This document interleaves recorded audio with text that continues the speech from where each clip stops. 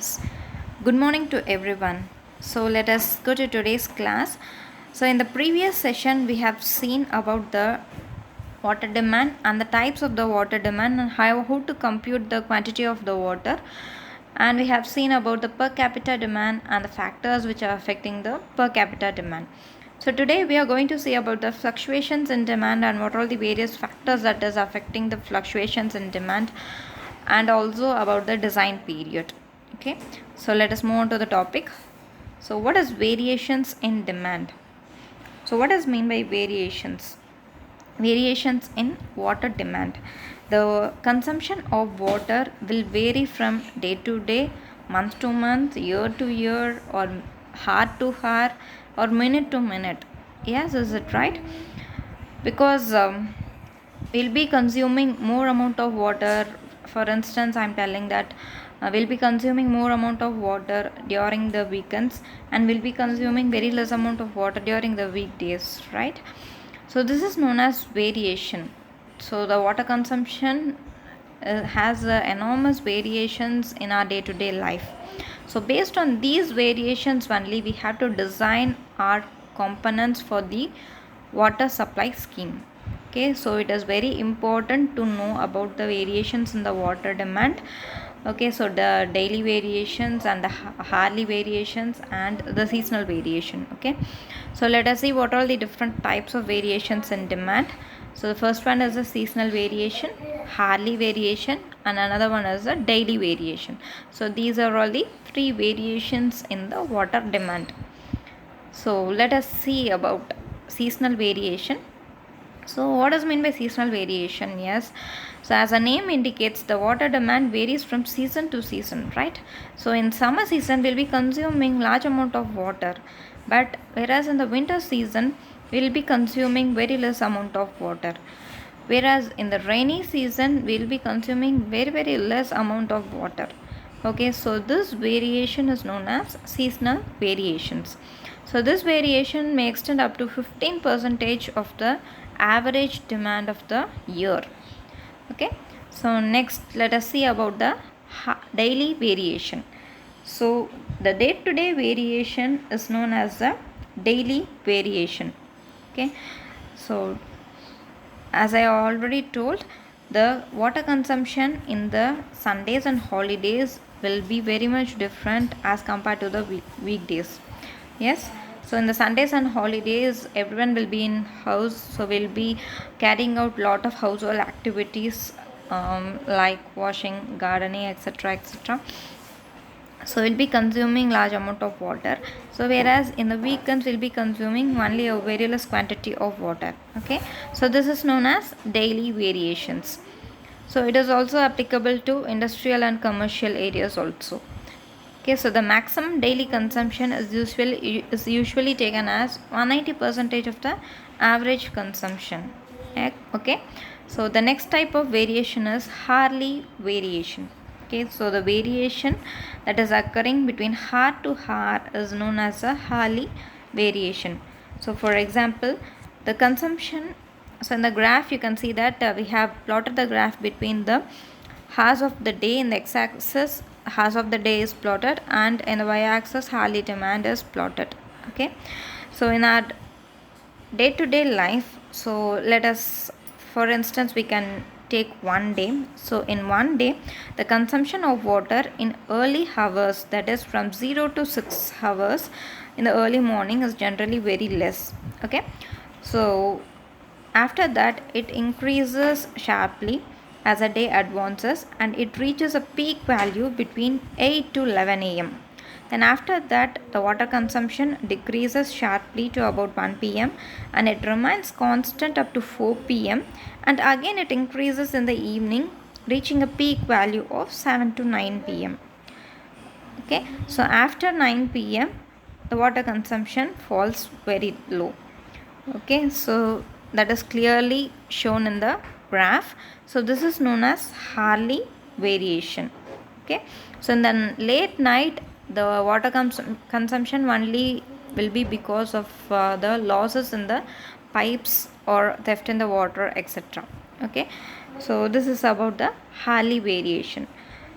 Okay, so it is very important to know about these variations because we have to design our supply pipes, service reservoir, distributory pipes, etc.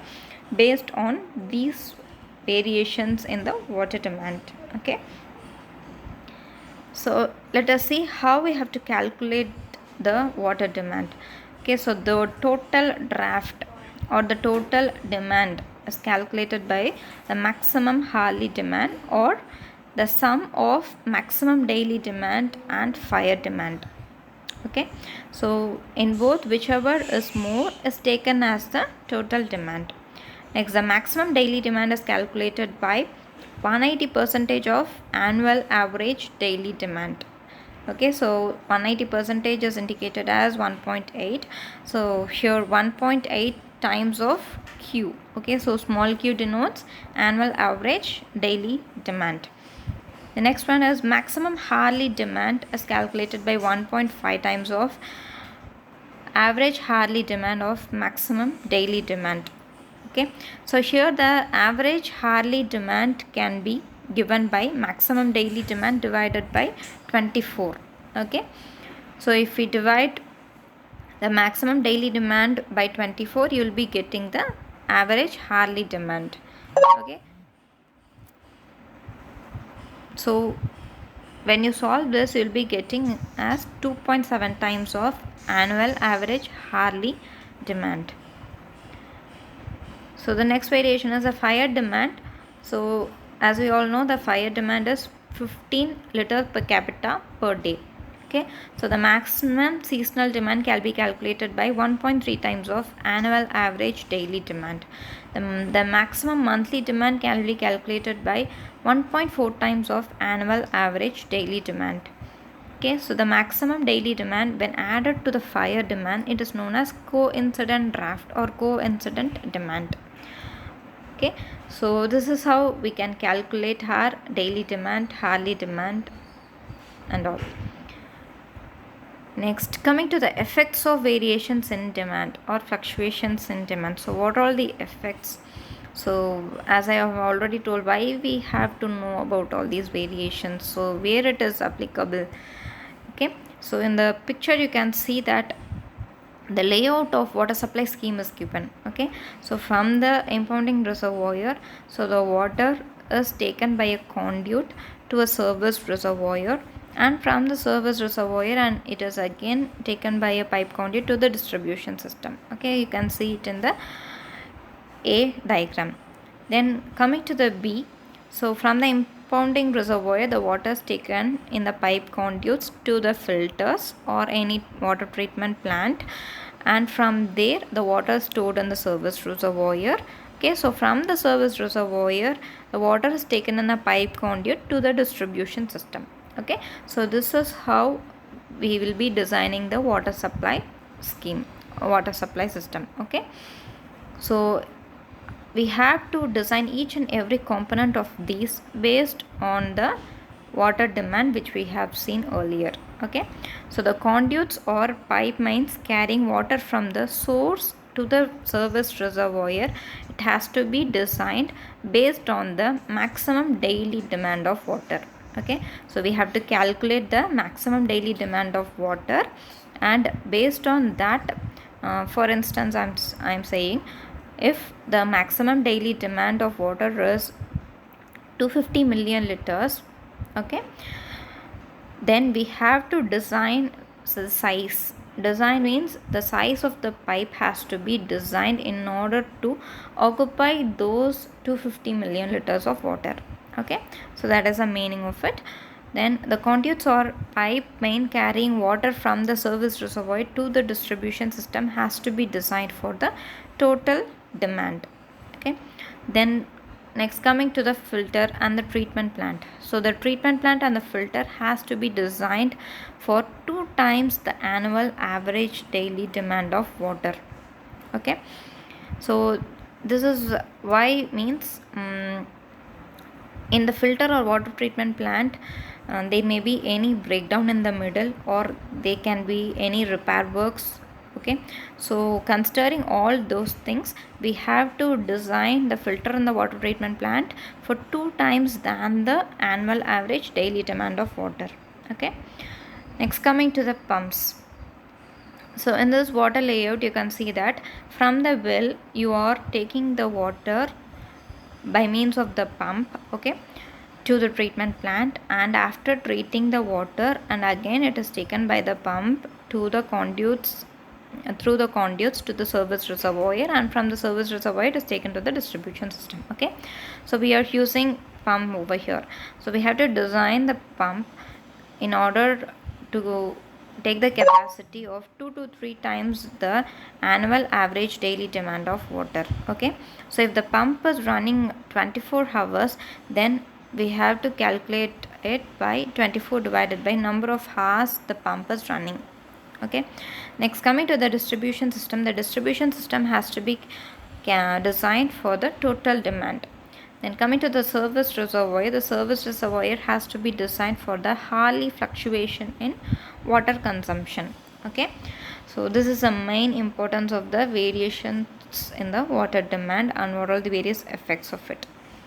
Okay, so next coming to the design period. So what does mean by design period? So as we have seen in the water layout, we are designing various components such as service reservoir, okay, so distribution system and the conduits we are designing. Okay, so all these, if there is suddenly, if there is any repair work or if there is any extension we want, we cannot be digging the ground each and every time, and we cannot disturb the traffic each and every time. Okay, so in order to tackle that, we have to design each and every component for a reasonable years. Okay, so that is known as design period.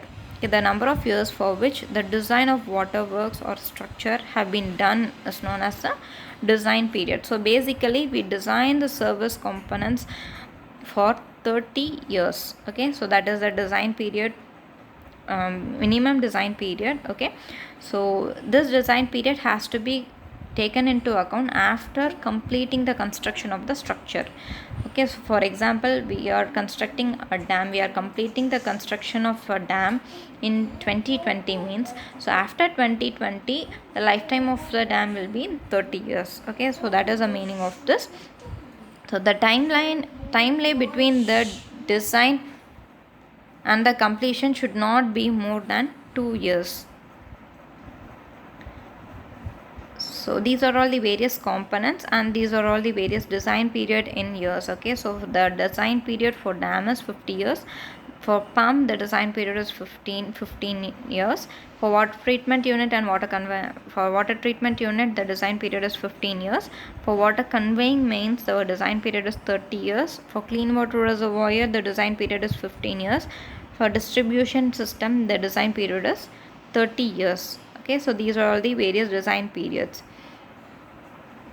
Next, what are the various factors that we have to keep in mind before fixing a design period is, so the first one is the availability of fund. So how much amount of fund we are having. So based on that, we have to fix the design period, because if the design period is very large, then the size of the components will be very large. Okay, so automatically we have to invest a lot amount of money.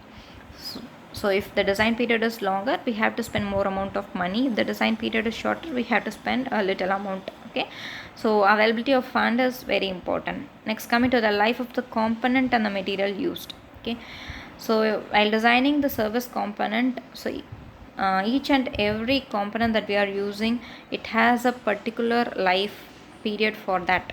Okay, so we have to consider that and we have to design it. Next one is, if we have got any loan, so based on the rate of interest also we can fix up the design period. Then anticipated expansion rate. Okay, so based on the expansion rate we have to fix the design period.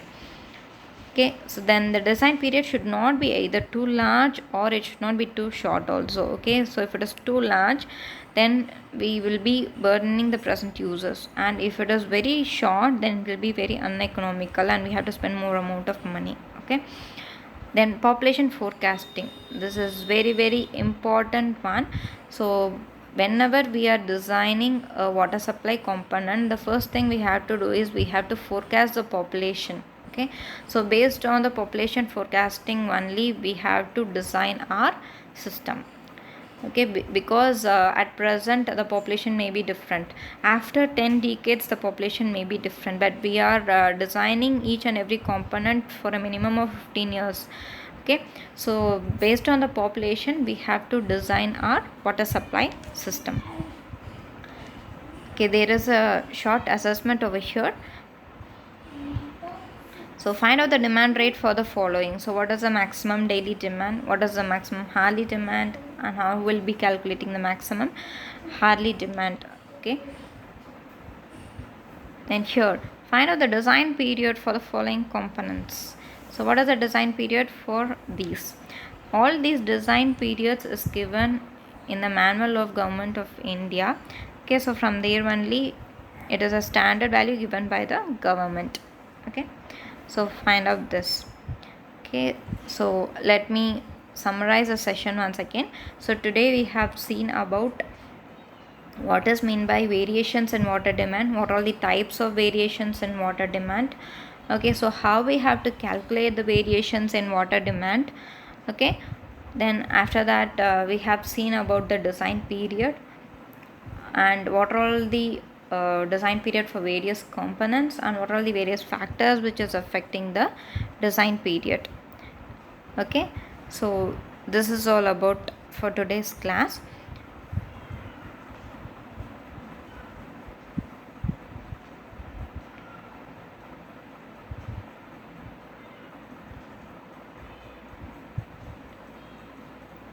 Thank you.